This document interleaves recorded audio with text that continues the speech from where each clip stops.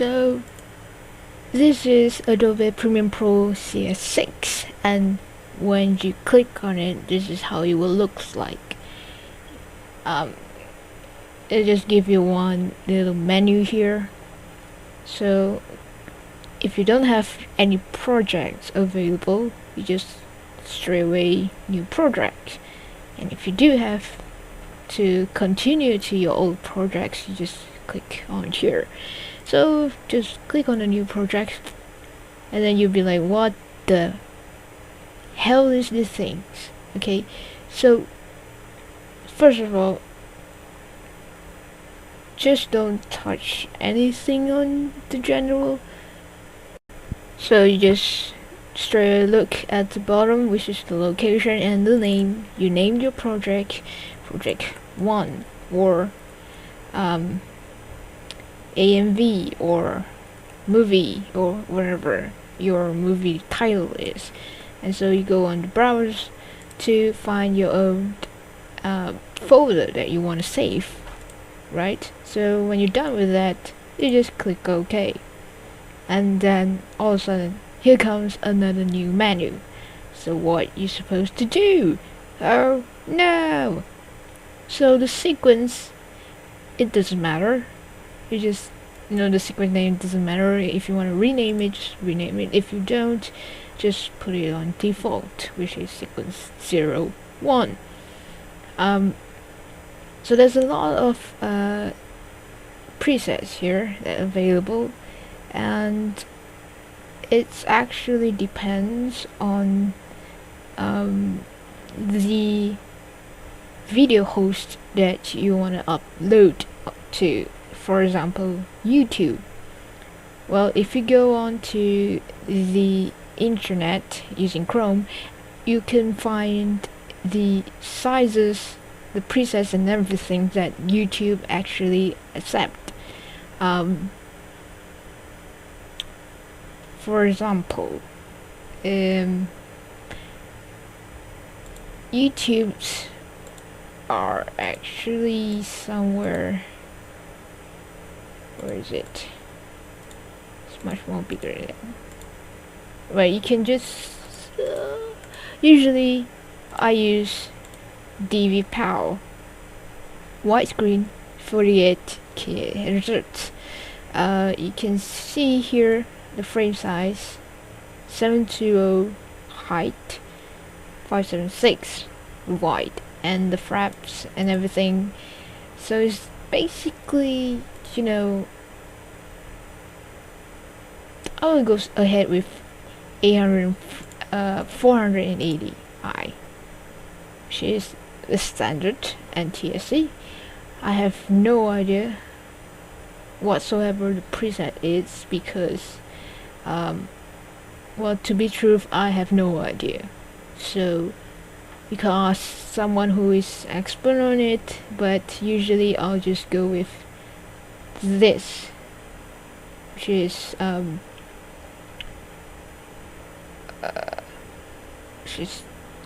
30 over somewhere 30 frames. Right, so this is, for example, this movie, which is original recorded movie, and you can see here the dimension that I have, and it should say about frames, how many frames they use and those kind of stuff. So this is the codecs that you use, which is H2R, which YouTube supports, if I'm not wrong. So let's say this is not the size that I wanted. So how do I change it? Just go up here, the settings, and usually I will choose customs and oh wait, sorry. Is it? Why is not working? Usually I use custom and square pixels, right? And I'll just change my size. This is the size that my video has, so I'm following it. this is fine, it's fine, it's fine, it's fine, it's fine. Don't go on tracks. This is another thing, because you just want to actually edit the video and edit the sound or whatever. So this is how you change the window size accordingly to your video. And once you're done with it, you're satisfied, you just click OK, and here is the shit. When you click on the selected preset that you want, you can have this massive, awesome, weird thing going on, and you don't know what's going to happen. Probably your window in CX6 won't be something like this, because my workspace is actually CS 5.5 workspace, so I'm actually comfortable with this one. So it doesn't matter if you have something like this, or you just have two windows, or tabs, whatever. Just don't worry about that. You will worry about that later.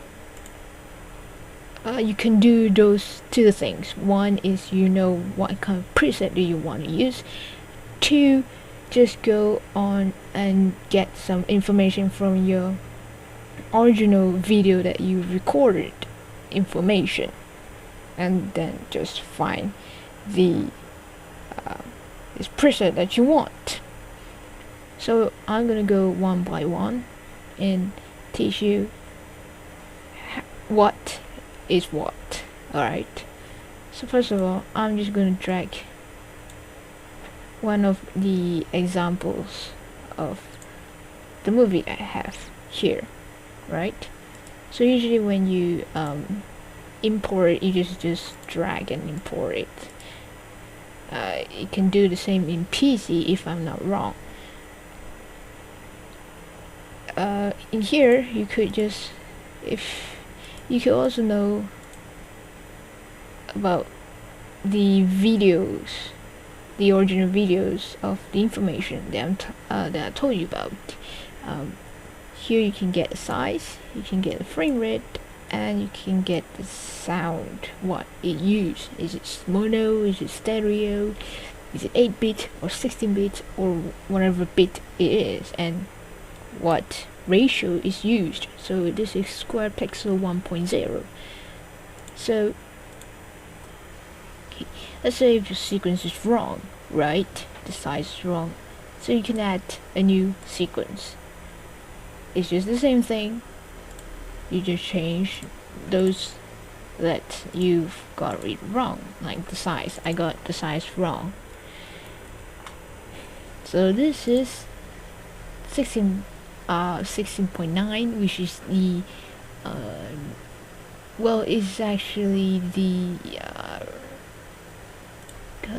standard size. So this is actually the standard size of a 2.0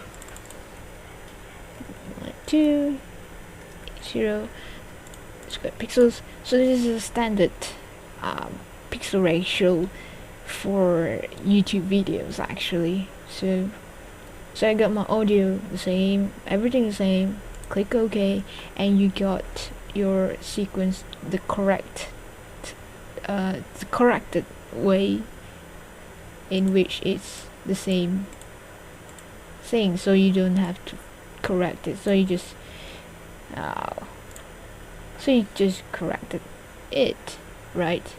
As you can see, you just drag in here.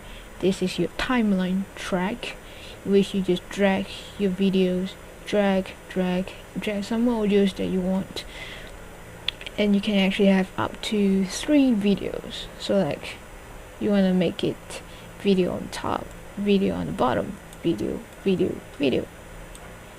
So it's just like that.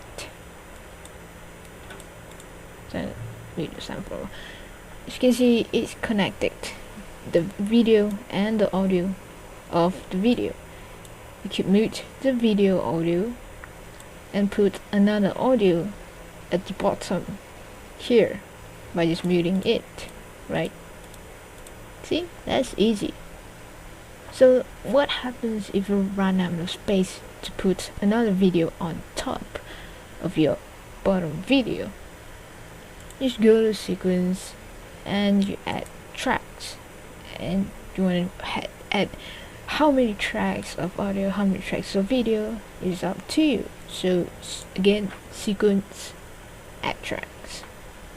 You could also delete tracks if the whole timeline of that one single track you don't want to use it anymore, right? You got it, understand? So there's also master audio over here, right? So that's done, right? So here, this is the source, and I don't always use the source because I could just drag and probably distribute it. And then there's the audio mixer, in which I don't touch at all. I won't do audio in Premiere Pro. I would do audio in Audacity or Audition. It's a software where you can edit your audio track. So open your, or you could just try to find the effects controls, not the effects, but the effects controls. Here is where you control your effect. Say your video is too big or maybe too small. How are you going to make it wider, make it bigger? When you click on this icon, you can get the outline of the movie. So you could just drag like that to resize it, or you can just drag here for the position and everything, and the scales. It depends on you. Yay! So how are you going to get rid of this? Just re-click and just click anywhere if you want. And this effect, this icon is actually for effects that you're going to put on it. Let's say you want your opacity be something else, and do you want to be a bit lower, a bit bigger? It depends. There's a keyframe here. So say at one point of the video you want it to be faded to black or something like that, you could just click on the, just go to one time that you want it to end, click on this stopwatch, and you could get a keyframe. Then go on to the next few seconds or next few minutes, depends. Just go down to 0, and you might get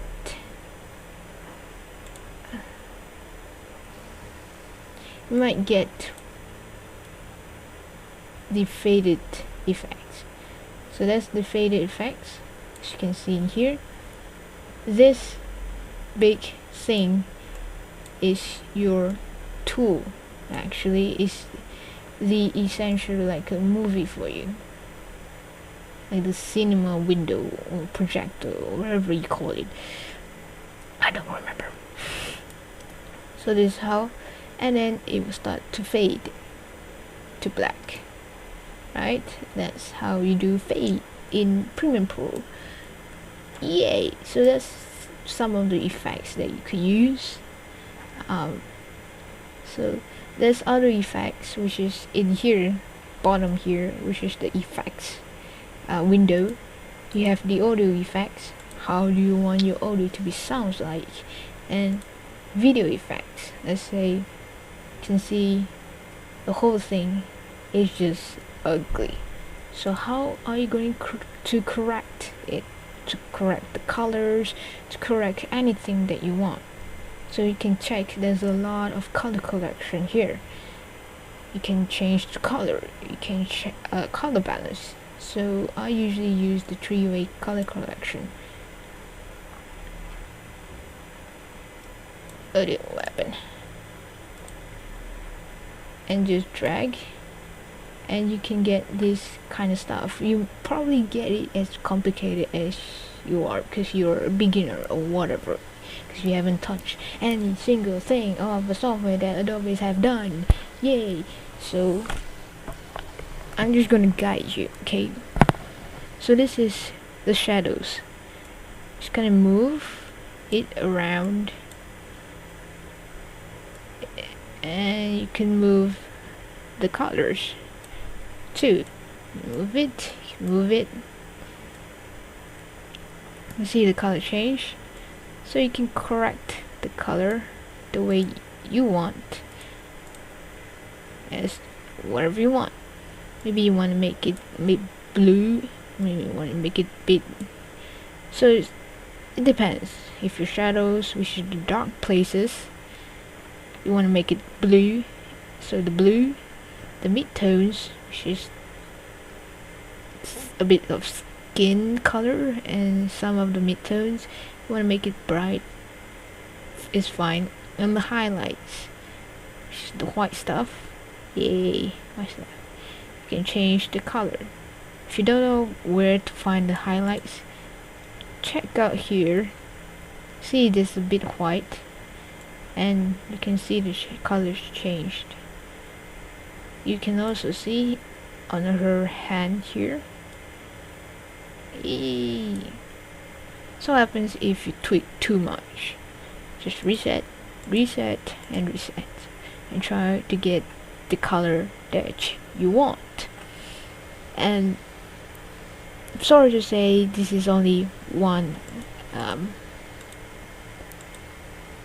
There's no keyframe for this one, so it's just the entire video will follow up this color correction, right? So that's the first effect that you want to put for color corrector. There's also other stuff here: transformation, transition, stylize, perspective, noise and grace, keying, image control, generate, distorted, channel, blur, sharpen, adjustment, anything. And there's also some video transition of two videos. You want to change it, how are you going to change it, how you going to transition it, is here. So here you just drag here. You don't drag here, okay, you drag to the timeline, and you can just watch it. Bam. So you don't have to actually do the stuff. It does the stuff for you, right? So actually that's all. Okay, so I've gone to effects, I've gone to the basic Windows, and how are you going to control it? It takes time for you. It doesn't take time for me because I'm a fast learner. I've learned Premiere Pro in college, so only in college that I started to open Premiere Pro. So that's the only knowledge that I had in college so far, because of the time of the semester is quite short, so I can't really learn more about it. But you can learn more about it in YouTube or any other stuff.